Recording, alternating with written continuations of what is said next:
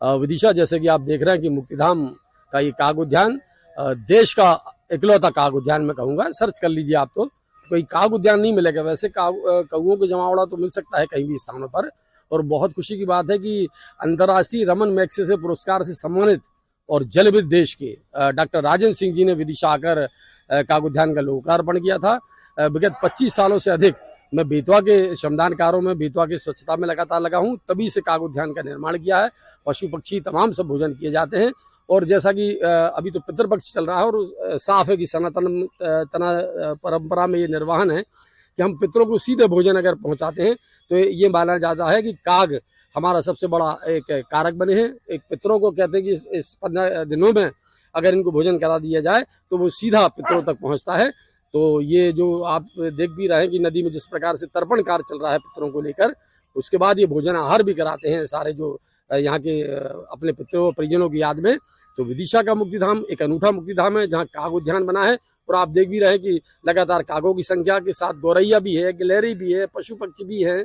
और आज तो बंदरों का जमावड़ा भी बड़ी मात्रा में देखने को मिल रहा है।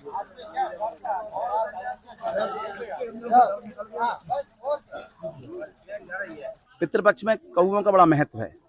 और क्या है, ऐसा कहा जाता है कि पितृ जो है हमारे कौओं के रूप में, गाय के कुत्ते के रूप में आते हैं।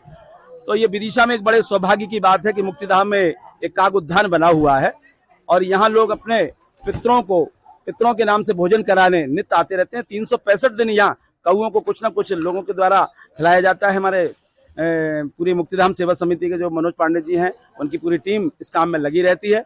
और इन 15 दिनों में विशेष रूप से जो लोग अपने पितरों का तर्पण करते हैं, कौओं के नाम से जो भोजन निकालते हैं, क्योंकि ये देखा जा रहा है कि कौओं की बड़ी कमी हो गई है। ऐसे में ये काग उद्यान बड़ा ही महत्वपूर्ण स्थान बन गया है। तो पूरे शहर के लोग लगभग कौओं के भोजन कराने के मुक्तिधाम में आते हैं और जो एक कौआ का अछूता निकलता है उसको कौए के लिए जो है वो लेकर मुक्तिधाम में आते हैं। इससे निश्चित ही एक कौओं को हमें प्राप्त होता है, क्योंकि कौआ जो है ना पितरों के रूप में सर्वश्रेष्ठ माना गया है। उसको भोजन कराने से पितृ तर्पित हो जाते हैं। तो ऐसे में ये मुक्तिधाम का जो काग उद्यान है निश्चित ही देश में अपने आप में एक महत्वपूर्ण स्थान रखता है। और ये सुविधा के लिए हम पूरी मुक्तिधाम सेवा समिति को भी बहुत धन्यवाद देना चाहते हैं। और शहर के सभी नागरिक जो धार्मिक प्रवृत्ति के अपने पितरों का तर्पण करते हैं, वह भी इस बात से भूरी भूरी उनकी प्रशंसा करते हैं। श्राद्ध पक्ष चल रहा है जिसमें हम पितरों का अपने तर्पण करते हैं। तो जब हम तर्पण करके नदी से घर जाते हैं तब जो हम भोग लगाते हैं तो उसमें से एक हिस्सा कौओं के लिए भी निकाला जाता है।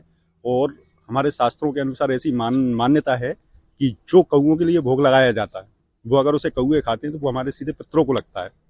क्योंकि शहर में कौए आजकल कहीं है नहीं है और प्रजाति भी लगभग विलुप्त सी हो गई है। लेकिन हमारे विदिशा शहरवासियों की एक बहुत अच्छी पहल है कि उन्होंने मुक्तिधाम के यहाँ पे एक काग उद्यान बनाया है जिसमें कम से कम हमें कौए मिलते हैं। तो हम यहाँ पे आके वो भोग रख के जाते हैं।